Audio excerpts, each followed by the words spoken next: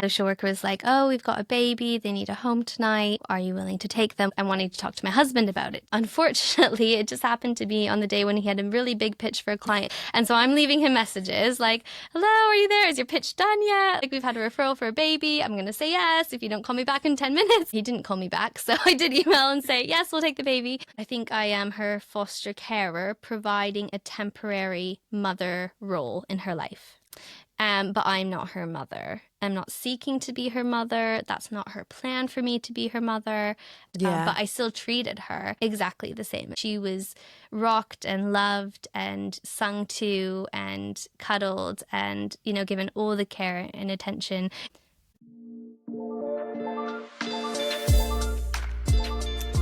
Hey, welcome back to another episode of Squiggly Motherhood. And today I've got one question for you. What's your capacity to take another child into your home and to love them? What if this child isn't biologically yours? Perhaps they've experienced trauma and need a safe home for a few weeks, months, or even years. There's roughly 104,000 children in foster care in the UK and not enough foster families to look after them. And in this episode, I talked to one of those foster parents, Kendra. She shares her experience of becoming a foster parent with 2 young children and welcoming a baby into her home.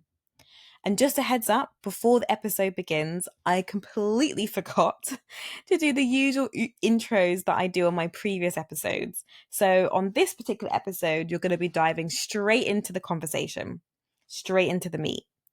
Now, I really, really hope you enjoy this episode. Now, let's tune in.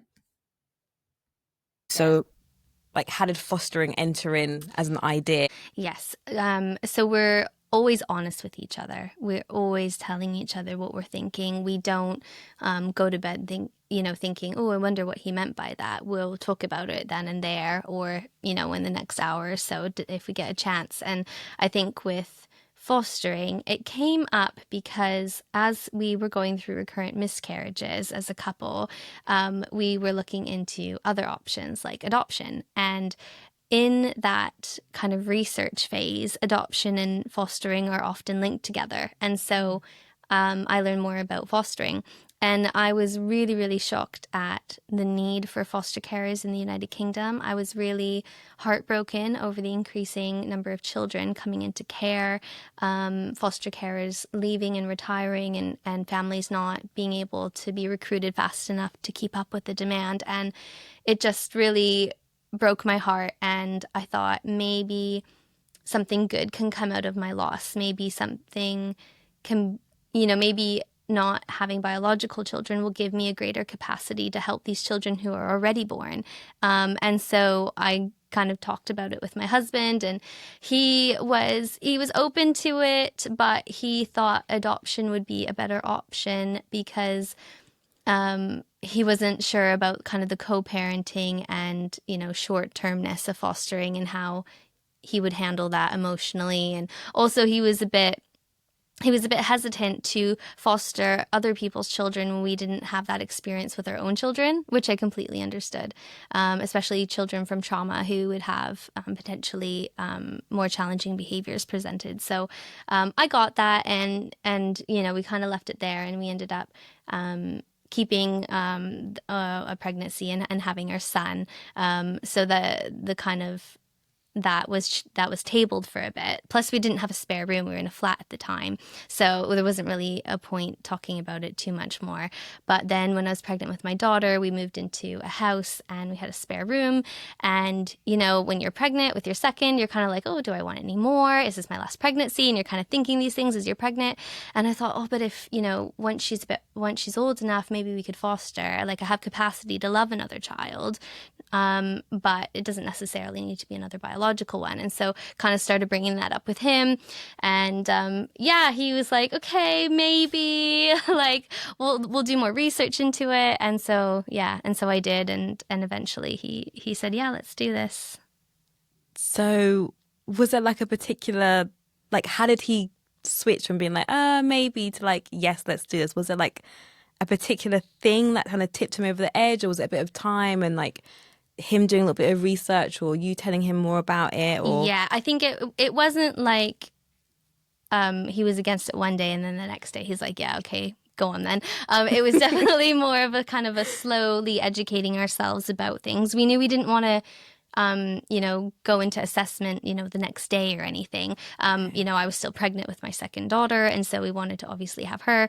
The house we had bought needed some renovation work, and so we didn't want to do renovation work alongside fostering. And so I would send him podcasts. I would send him like chapters of books that I was reading. I read so many books on fostering and trauma parenting and what trauma behaviors look like, and yeah, and so I would kind of drip feed him information, and depending on his mood, he might be more receptive than others. But he would always engage with the information, which I was really grateful for. I didn't bombard him, but he did engage, and I had actually left it for quite a few months. I hadn't sent him anything, and yeah, one night he's like, "Yeah, I've been praying about it, and I really think this is something that we could be good at, and I think we should do it."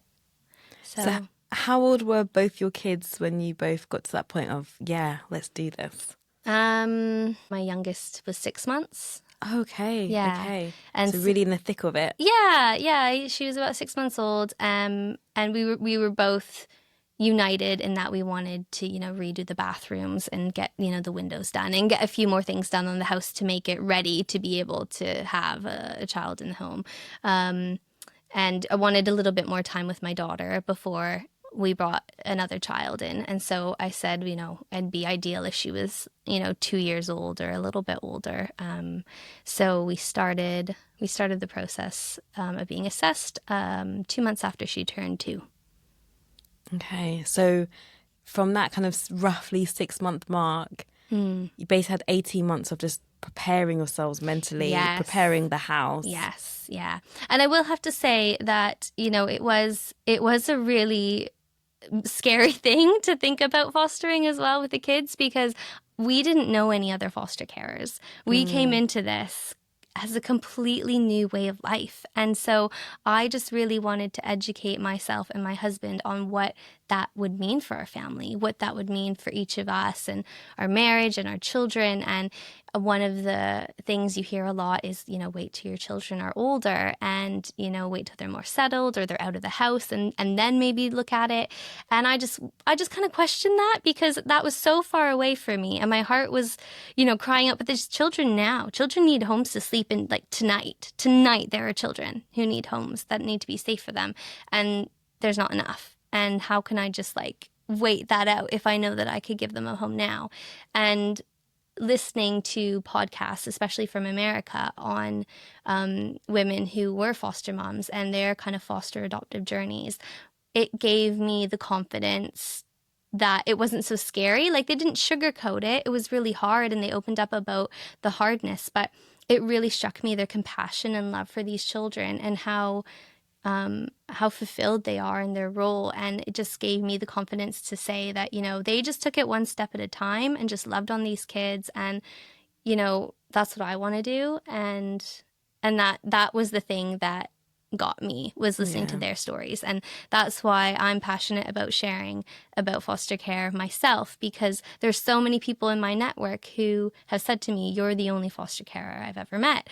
And in one way it's sad, but in the other way there's a big opportunity, a big kind of educational opportunity there to show people that it can be a really positive thing to foster with young children. You've got more energy, you're younger, you're already in the thick of it. What's one more? And and listening to podcasts on former kind of bio children of foster carers as well was really good. I listened to some of their stories and how it was all they ever knew. And so they were really kind of just chill about it. Like, yeah, well, my parents foster, they've been doing it since I was 2. It's kind of all I have ever known. And, now I'm a social worker and I'm helping these kids out in a different capacity. And that gave me a lot of peace about bringing that new kind of environment into the home with the young kids. So it sounds like there were certain words or phrases that you said that called out to me. It was like these kids need their home now. And there was an emphasis on love being the driver for you. Like, I have this love to give, I've got the capacity to give, and these kids need someone now Yeah. and I'm here. Yeah. That being the driver. And then also you said something around, I didn't know anyone else in my circle who were foster carers. We would be doing this brand new, Yeah. which in a way I almost feel that life had almost prepared you and your husband for that. You did long distance. That was brand new. You came into the Yeah. country Yeah. after 4.5 years of doing long distance. That was brand new. Then you lived in Singapore. That was brand new. You had just so many new experiences. You guys as a Yeah. couple experienced so many unknowns that I can imagine that just prepared you so much more for like this unknown of Yeah, like bringing a absolutely. child in. Yeah, and especially being flexible and Yeah. not wanting to plan too far ahead. When you're in foster care, you can't plan too far ahead. You have to be flexible. You know, social worker might just want to pop in that evening or that afternoon, or you might, you know, the child's plan might change and that might throw you for a loop. And so you've just got to kind of take it as it comes and to just be constant and steady. And I think my husband and I are both quite like constant, steady people, just like are emotionally. And so that has definitely helped in all the changes and has definitely been an asset to bring into foster care. But that doesn't mean you can't learn it when you're in it either. There's all kinds of different foster carers out there as well with different strengths as well. Yeah. Super quick interruption. If you are enjoying this episode and you think someone would benefit from it, please, please, please share with a friend and don't forget to subscribe. Now back to the episode. Because you mentioned that you kind of did a lot of, well, you and your husband did a lot of reading up about fostering or fostering children who Yeah. have experienced trauma. So you kind of prepared yourself. What did you kind of do with your kids to kind of prepare them for another child being brought into the home? Well, before we even contacted any local authorities, we talked to them about if this was something they'd be open to do, to share mommy and daddy, if they'd be open to sharing their toys and their space. And, you know, we talked about if the children coming into the home, they might be coming from hard backgrounds. And we didn't really expand on that. We just used age appropriate language. You know, they might be really scared. They might have had a really scary life, or they might be really sad because they might miss their mommy and their mommy's not here. So they might be crying a lot, or we might need to just give them space, or you might need to go to your room. Do you think you can do that? And they were like, yeah, we can do that. If they're sad, yeah, of course they're missing their mommy. Of course, that makes sense. Like, we'll go to our room, we'll give them space. You know, if they need a safe home, like they can come here. And then they were asking when they were coming, and they thought it was going to be the next day. And then we had to kind of explain that this is going to be a bit of a process to get assessed. So yeah, I think it's more my son because my daughter was 2, so she was and is a bit younger, so her understanding is more limited. But she just kind of took the lead from her brother, and she was like, "Yeah, okay, I'll share mommy." And she's actually been really great at it, like yeah, a lot better than I thought. So she doesn't mind it at all. Has there been a challenge with your kids, kind of like balancing their needs versus kind of balancing the needs of the foster child that you have? Yes, absolutely. If you're going to add another child into the mix, whether they're biological or foster care, they're going to need more of your time. So your time is more divided. That just kind of is inevitable. But it's doable. You know, we have just finished a foster placement of a baby, and with babies, you typically have more family time visits compared to older children. So it can be up to 4 or 5 times a week that you're taking the child to like a family time center to have family time with their biological parents. So, you know, you have to work that into your schedule, and had to work that in with my daughter's activities and things. But it's all doable, and it's not any different than a mom who is working part-time, for example.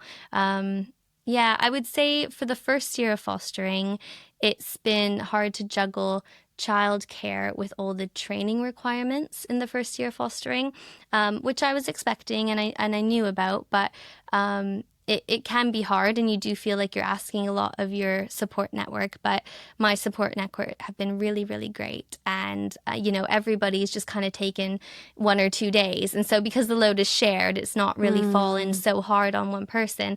But that's also, you know, a difference to my daughter as well, going and staying with people when otherwise she would just be with mommy all the time. But it's been really positive, and everyone's been so happy to help out. But it is just, if you're thinking of fostering, I would highlight that, the first year, all the training days, it is a lot. And so if you have children, especially not in school, so I had the foster baby and my preschooler, so she's not in school full time.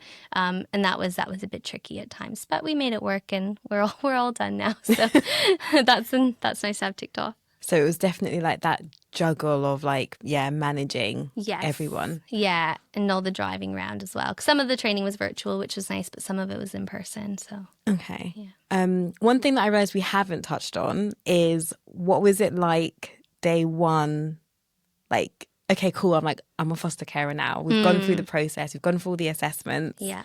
And like the first day meeting your foster baby. Yeah. And like that. Can you walk me through the feelings that you had? Because my I can goodness, imagine it was like, oh my gosh. It was. Now we've got this baby. What do we do? Yeah. So we got a call at noon, and I got the call at noon, and the social worker was like, oh, we've got a baby. They need a home tonight. Are you willing to take them? We'll send you over their information.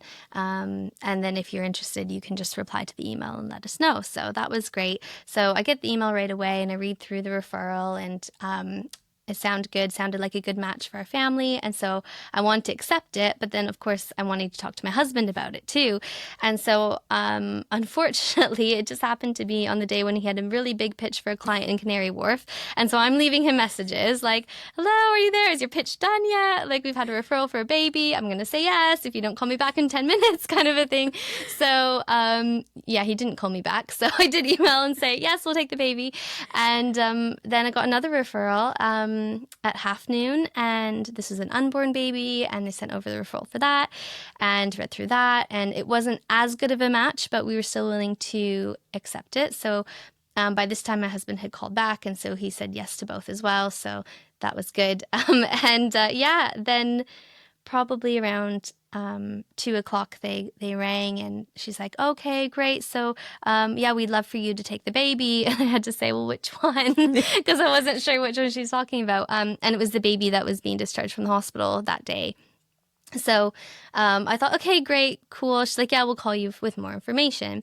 But because of all the research I had done about foster care, I was conscious that you could have 5 or 6 referrals approved and still not have a kid because it could go to somebody else. So I didn't want to be this really keen green thumb new foster carer and going out and buying formula only for the baby never to come. And so I tried to play it cool, and I'm like, right, is the baby coming? Is the baby not? I didn't really know what to do. So I was just kind of cleaning the house, because that's what I do when I don't know what to do. And then at 3:00, the social worker said, okay, we're at the hospital. We're hoping to be discharged soon, and we'll call you when we're leaving. And I thought, okay, yeah, great. Oh, I better go get formula now. So, I went out and grabbed some formula and bottles and sterilizers. That was all new to me because I breastfed my babies, and so that was a bit of a learning curve. Can I just pause you right there? Yeah. So in that moment, you're like, okay, I have to quickly educate myself on like formula, bottles, and sterilizing. Yeah. I had What was that like, you kind of being in already the looked supermarket? into it. I had Okay. kind of already looked into it because I thought we might get a baby, because unfortunately we do have lots of babies available in our council at the moment. So I kind of looked into it. I quickly Googled it. I'm like, oh, it doesn't sound too hard. I reckon I'll be able to do it on the fly. I just know I need bottles and a sterilizer and formula. We'll work out all the rest later. So, Okay. yeah. Because I would always been there like, okay, because I breastfed my kids as well. So I'm like, do I get the Actimel or do I get the Kendra? Yeah. Like, Well, so be there, thankfully like, they which told one? me her formula from the hospital. Oh, okay. So that was one less decision to make. So I knew I had to get cow and gate formula. So Cangate's another one. So that's what we got. But yeah, I just kind of went into business mode, just like, right, okay, this is what we need. I saved a lot of equipment for my own children, so I didn't need to go and get a cot and different things. I just need to kind of order a new mattress from Amazon or something. The old mattress would do for the night, and then order a new mattress for the next day. And babies don't actually need a lot. Yeah. When they're just so new. So we had the basics, and we would figure out the rest later, kind of a thing. So then the social worker comes and gives you the baby. Yes. Says bye. Well, she didn't say she didn't kind of dump and run. She did kind of stay and make sure we were all right. They knew it was our first placement. Yeah. My son had come home from school. My daughter was there, and then I had the social worker who had her student social worker, I think. And so there's two social workers. There was baby, there was me, and then my husband pitched up halfway through from work to be there as well. And like, I was like, okay, where are the forms? Like, are you going to read me, all the things I need to do? And so I'm like, what do I need to sign? Like, you're just going to leave me with this baby? They're like, oh, no, nothing to sign. We'll take care of everything. And I was just thinking, like, how are you trusting me with this child that's not even mine? It was really surreal. It was probably the most nervous I've ever been in my life, was those first like 24 hours with this little baby who was so tiny. She was so tiny when she came as well. Yeah, it was crazy. No, but it like legit sounds... But it was so exciting. Yeah. It was so exciting. I was so thrilled that I think, my husband wanted a baby. We had been approved for 0 to 11. So that was our age range. So we knew we could get a child within that age range. But my husband was partial to baby because he thought it would be best for our children, which I agreed with. So we were pleased that they had matched us with a baby. And we had that as our kind of first placement to kind of get our feet wet and learn more about fostering. So I was pleased and excited, and I was also pleased to get a newborn because I knew newborns. Yeah. I had just kind of come out of the newborn phase, and so it was kind of like muscle memory, just going back to it. And that was really nice, that I didn't need to educate myself on how, if it was a 10-year-old, I would have been like, okay, like phones and sports teams and, that would have been a whole different thing. But it was a newborn, and so I kind of just... I was able to just draw on my knowledge I already had with my own kids, which was really good. It was familiar. It was, as you said, the muscle memory, because you're right. If your daughter was kind of around too, you're like, oh, no, I know this. Like, they need to sleep on their backs and this. Exactly. And, baby, like, they're sleepy. You know what to kind of expect, how to burp and all of that stuff. Yes. So then what did your, like, if you just recall over kind of that time when you had her, what did that year look like? Like, who was involved? Because I think one of the ways that I think you had described it to me previously was that it was very much co-parenting with, I don't know what the right word is, co-parenting with other professionals. Yeah, and the birth family. Bodies. And the birth family as well. What does that feel like? And well, first of all, how many people are involved? Give us a bit of to put it into context, give us a bit of a number, and then what did that feel like? What was the day-to-day look like? So how many people were involved? There was lots. I mean, so I have my social worker. Baby had her social worker. Baby had her health visitor. We had pediatrician involved because she was in care. We had a few extra people involved as well, with a few health things along the way. So that was another two healthcare professionals. And then you have their guardian. So each child in care gets a guardian who is like the eyes and the ears of the judge, and kind of tries to put the child's best interests forward rather than maybe what the social worker's agenda might be, for example. And then you have the independent reviewing officer, who is the independent officer who kind of sits above everybody and makes sure things are moving along and everybody knows what the plan is and where the case is going. And then we have birth mom and birth dad. And then if the child did have any other siblings in care, you would also have potentially them and their birth family or adoptive family or foster family or whoever they're with. So, not that they would necessarily have a say in the parenting, for example, but it's just other people that you're having to consider as part of that larger family unit as well. Okay, so I think if I counted correctly, that was 10 people. That's about right. And that's not even the managers, because sometimes the managers then try to provide support or direction, and they can also step in and get involved. If the social workers, say, on annual leave, for example, you might have to get to know the manager while they kind of fill in for them, or another social worker while they fill in. Okay, so let's say 12 for another social worker and another manager, and then plus you and your husband. Yes. So 14 Yeah. roughly 14 Yeah, people all are trying to involved, work and together for the best interest that's right. Yeah. of the And that can baby. work really well if you've got good relationships with the birth family and the professionals and you're all kind of on, a similar page in terms of their care plan. And that was the case for us, thankfully. We did have a very positive experience. But yeah, it could get hard if, those people have significantly differing opinions over how to care for the child or where that could go. So what does it look like? Like, how do you navigate relationships with kind of the birth parents or with like the health visitor? What does that kind of look like day to day, or over Yes. a span of a week, let's say, or a couple of weeks, like just to kind of make it feel real? Yeah, like in terms of appointments and Yeah, things. yeah, and like Yeah. how all of those 12 other people are involved in the child's life alongside you and your husband. Yeah, so yeah, more than weekly contact with birth family. And so depending on the setup of the family time center, you might get to see them, you might not get to see them. I did get to see them at pickup and drop off. And so I was able to kind of verbally tell them how baby was doing. And That must have been really nice. Have that yeah, kind it was of really good. And relationship. it was a nice way for them to build that trust with them because I had their daughter.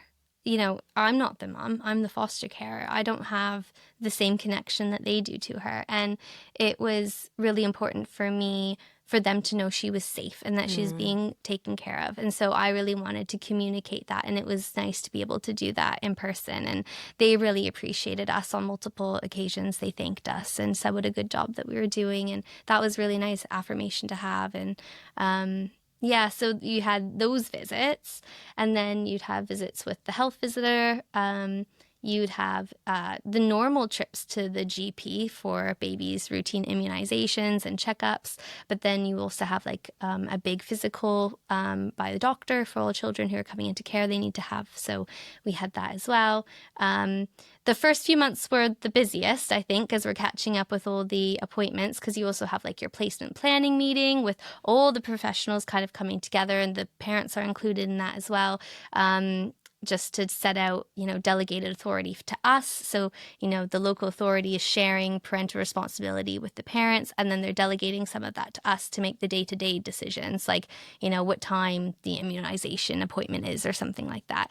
But within that would be, okay, well, you need to get them immunized. So that's our decision, the baby's being immunized as an example. But within that, I could call up the GPs and plan what time that would look like and stuff. So there's a wee bit of flexibility in some of the appointment times and things. But yeah, I usually had, yeah, it was twice weekly family time, and I usually had 2 appointments a week, I would say on average. Sometimes you'd have 4 appointments a week, and then the next week would be nothing. But I would say on average, usually two times a week on top of family time, something was happening that you had to get the baby to or being at a meeting for, or maybe I was doing training or something as well. Yeah, Yeah. that sounds like a lot. Yeah. Like, I guess, would you say that fostering is accessible to people? I mean, just thinking of like the logistics of all of that, and like a lot of I can imagine you have to be quite an organized person, and there's a lot of Yeah. different people who are contacting you via email or calling at various different times. Yeah. Like, how accessible is that as like an option for people, do you think? I think it depends on what you're like as a person. I think people largely have a good idea on what their capacity is like and if it's something that they would be a good fit for doing. I think being organized, you do have to have a certain amount of organization. I think that's even more important when you've got young children like myself. You can maybe get away with being a bit less organized potentially if you don't have such a busy household already, but we do, and we did. So being organized definitely helped me to have my head right, to keep my head in a good space, and to provide that kind of safe and kind of healing environment for the child in care as well as my own children as well. So yeah, it is accessible. I think if you've got you don't need to be superwoman. You don't need to be, organized, everything. You don't need to have all your Tesco shops for the next year lined up or anything, but you do need to have a good idea of, okay, where do I need to be and when throughout the week with the child in care. Okay, that seems refreshing to know, that you don't have to be like super mom. I can imagine like a lot of people would feel like there's like I need to be showing that I'm like 10 out of 10 mom, No, this superstar. I mean, if you've got a Like, job, if you're not meeting any of your deadlines at your job, if you're always late, half an hour to work every day, okay, maybe you might need to do a bit of growing there. But if you can hold down a normal job, if you can meet deadlines like a normal person, like I don't see why you wouldn't be able to foster that. That's all within the realms of being a decently organized person, I would say. yeah. Yeah. Do you feel that fostering has impacted how you raise your own kids? I think all the research I did around trauma-informed parenting definitely shaped my parenting style with my children. Mm. I think that's quite unique to my situation in that, my son was only not even 2 when I was reading up on trauma-informed parenting and connected parenting. And so I kind of shaped my parenting style so that it would be trauma friendly in a lot of ways. So if we did have a child coming in with major behavioral issues, I wouldn't need to significantly change what I was doing. There would be little tweaks. Okay.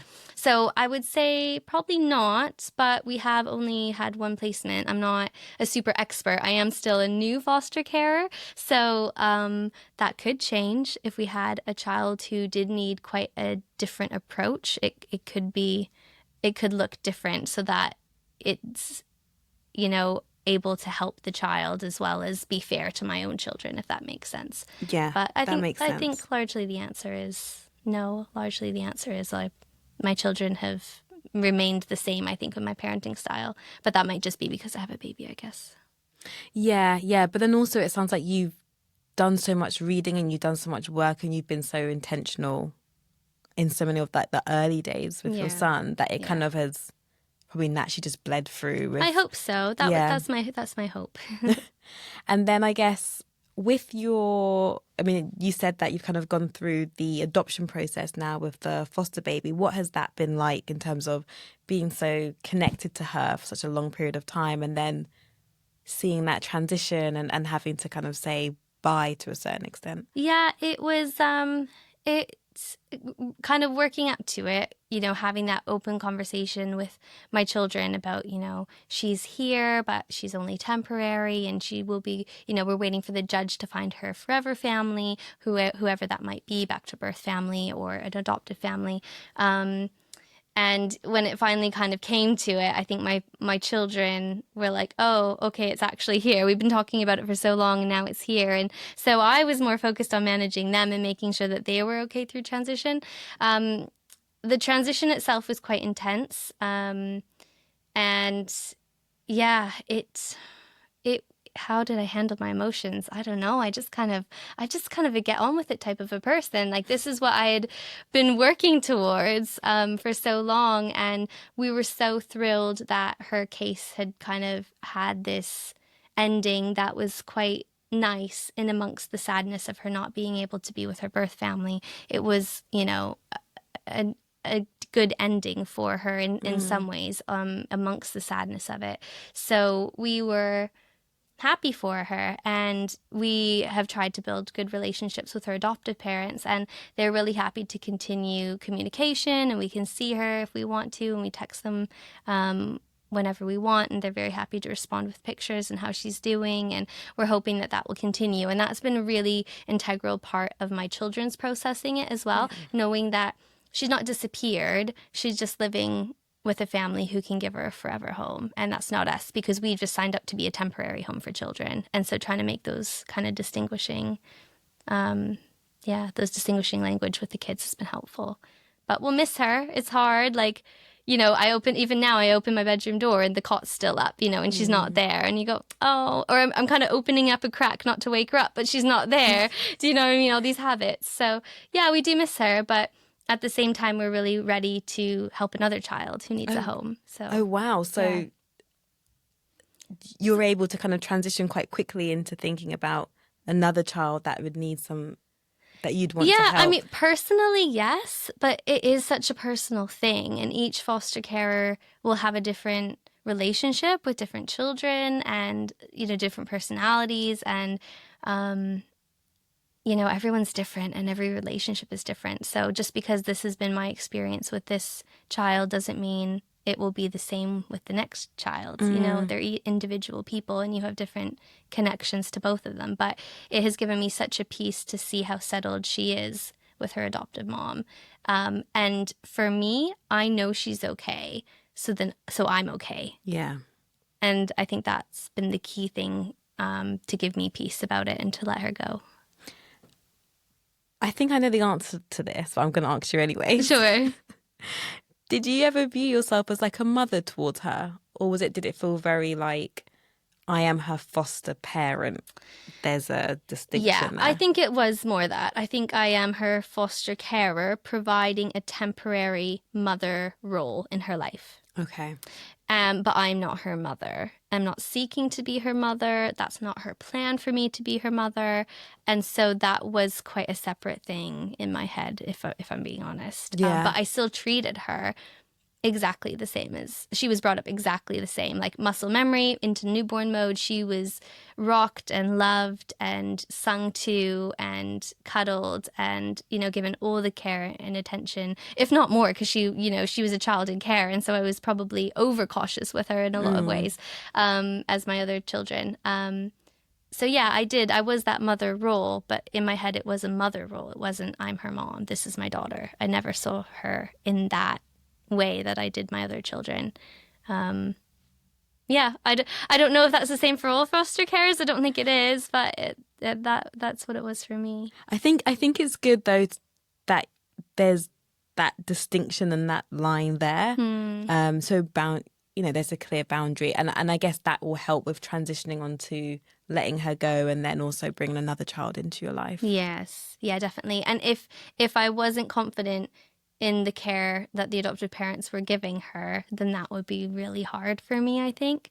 But I know that her adoptive mom can care for her just as well, if not better, than as me. So, it would be selfish of me to not want to give her up for that forever family and to see her settled, because obviously the sooner we can settle children in their forever families, the better it is for them and their identity and their emotional stability, their bonding, their attachment.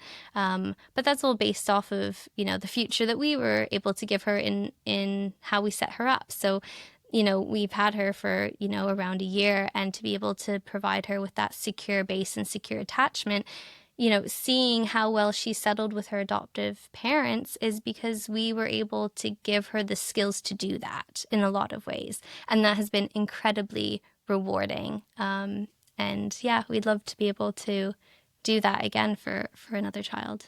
So then what's the process now for doing that again for another child? Is it, again, you'd wait for the social worker to call you, or? So at the moment, we are taking a wee bit of a break to go on a holiday together. I'm going to fly back to Canada to see my best friend, and then we're actually getting our kitchen redone, because that was the last thing of the house reno to do.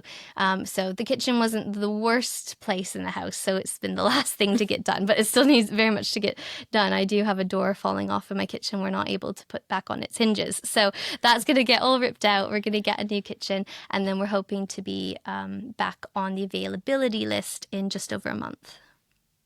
Okay, so when you said take a break, yes, I thought you meant till January next year. No. Months. I was like, but a break as in okay. Yeah, like just a few weeks. Yeah, like six weeks. Yeah. There's kids out there. They need homes. They can't wait. So. And then will it be the same kind of the same kind of process? Same kind of thing. Someone will call you. Someone will call us.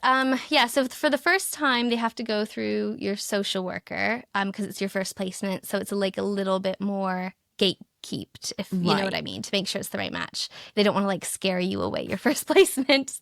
Thankfully, I appreciate that. So the second time round, I think they can contact you directly, the placement team. Okay. So they'll kind of call with a general overview of the child, and if you're interested, then they'll send you a more detailed report of the child about which they are aware of the child. So they might not know everything about the child, depending on the circumstance, but what they do know, or as well as they're able to tell you, that will be in that report. And then you can kind of make a decision on if it's a good match for your family, if you want to accept the referral or not. Okay. And I've got two kind of wrap-up questions. Yes. They may Maybe they'll lead on to 3 or 4. Let's see. What would you say to somebody who is interested in fostering but is like hesitant still? Like what kind of advice or tips that would you give that person? I would say to look into it, definitely look into it, and don't rule yourself out for whatever reason you think might be holding you back. I had a million questions in my head as I contemplated it, and it was just by researching it and looking into it and contacting the recruitment teams as well, really helped me to have a better understanding of if it would be a good fit for our family. And I would also say, like, there's never a perfect time. Not every single duck needs to be lined up in a row. Like, we got most of the house done, but as I've just said, our kitchen wasn't done. But we thought, well, our kitchen's good enough to foster, so let's just, we'll save up the money for that when we'll foster, and, we'll get it done when we can afford it. And, so just do it, because there's never going to be a perfect time. And if you're looking for excuses, I promise that you'll find at least 10. Like, you will. You will. Yeah. I believe you, Kendra. I believe you. So look into it. Contact your local authority and talk to the recruitment team. Like, they're super nice. It's no pressure. Like, if anything, they try to dissuade you in the assessment process. They're like, are you sure? Are you sure this is the right time? Are you sure you have capacity? Are you sure you want to bring this in with your kids? And I was like, yes, like, I can do this. Let me do this. I want to do this. So, like, they won't pressure you at all, because it needs to be right for you. But at the same time, it might not always be 1,000% ducks in a row. For example, like with my husband as well. My husband has, a busy London job. And so, it's maybe not the perfect job for fostering in that sense, and that it can get quite stressful when he has client deadlines. But we've got our support network, and we'll make it work. We'll figure it out. We'll bring in people if we need to. We're not needing to be superheroes and do it all on our own. We rely heavily on our network, and we have brought them along the journey, and we have wanted them to help, and they have verbalized their support during the assessment process and before we brought the child in, and they've just kind of surrounded the child with love and us with love and support, and that's been great. So if you have a really good support network, people will love to help you. We've been really amazed and blessed by all the people who've wanted to bless us as we take this step into what this new kind of phase of life looks like for us. I love how you said your ducks don't have to be in a row. Yeah. Like, you don't need everything to be perfect. Because I think sometimes, or I'll speak for myself, I don't know if anyone else, but for me, I feel like I can't do this thing. I can't make this next step unless everything is perfect, unless I've thought about every little detail, every little scenario. And then the reality is, like, you go for it, and then something you've not even thought about, you've never even considered, pops up. And you're like, oh, okay. Didn't matter in the end, did it? No. And then you just have to kind of go with it. Yeah. And do what feels right for you, and whether that's through, praying on it or instinct or research or whatever it is, but it's just making that decision and going for it. Yeah. And it's going to be scary. Yeah. It's going to be scary, and it's going to be hard, and your priorities will have to shift, and you might have to reorganize a few things, but it is so worth it. These children did not choose to be the situation they're in. They are the most vulnerable people in our society today, children in care, who need somebody to advocate for them and to love them, show them what stability looks like, show them what boundaries looks like, show them how they can achieve and reach their full potential, people to believe in them. These children need that. And if you are someone who thinks you can do that for them, then look into it, because we need you. They need you. Yeah. Your passion it's just coming off so strong. I know. I feel like kind of a fraud. But not in a bad way. I've only been doing it a year, so I feel a bit of a fraud to kind of try to get people to journey along this with me. But it is true. And even if the last year was a lot harder than it was, like, I would still do it again, because the children are worth it. And I'm just completely shocked by how much need there is in this country. And it's just so sad. And it just, like, compels me to action. Like, to not do anything would just feel so rotten to me right now. So it's it's an adventure. And if you're somebody who likes to be busy and you like a challenge, you like an adventure, and you have lots of love in your heart and a stable home to provide for children, then please think about it. And it might not be this year or next year, and that's okay, but you can still look into it, and maybe you'll be in a better position in 5-10 years time. That's okay too. It doesn't need to be now or never. Yeah. It can be a slow burn too, and that's okay, because there's still unfortunately going to be children that are needing homes in 5, 10, 20 years time as well. And then my final question is, what does motherhood mean to you in a phrase or in a word? What does it mean? I mean, I guess my journey of motherhood so far, I would say a word would be expanding. I think my heart has expanded to children I didn't birth. I think what motherhood looks like has expanded. I think, yeah, the future has expanded to look different maybe than I thought it would look, but look better than I thought it could look. And it's just been a real privilege to start this journey of fostering, and to be a small part of children's stories. They might move on and we might transition them to adoption, but we will always be part of her story. We will always be the family that cared for her first year of life. And she will always be part of our story. She'll always be our first foster placement, our first foster child that we loved and welcomed into our home. And yeah, that's special. And that's something that I wasn't expecting to have in my life, and has been a real gift to not only me, but the whole family as well.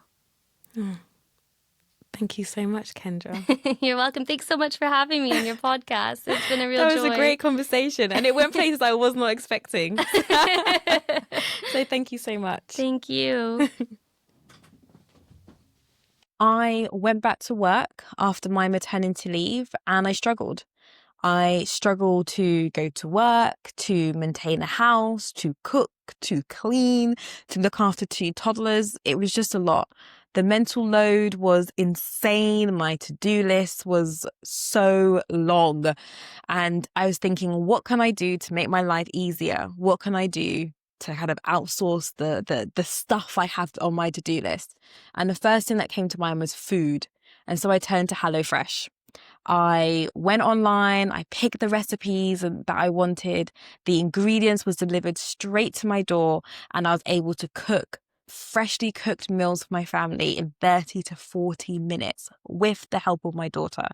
And just like that, the mental load of having to cook, which I absolutely hated at that point, had completely gone in the bin. So for all my listeners of the podcast, I'm giving you a discount for HelloFresh, so you have one less thing to think about. Go to my show notes, click on the link, and give yourself that discount of HelloFresh today. Remove that extra thing of your to-do list and make your mental load a lot lighter. Check out my show notes now.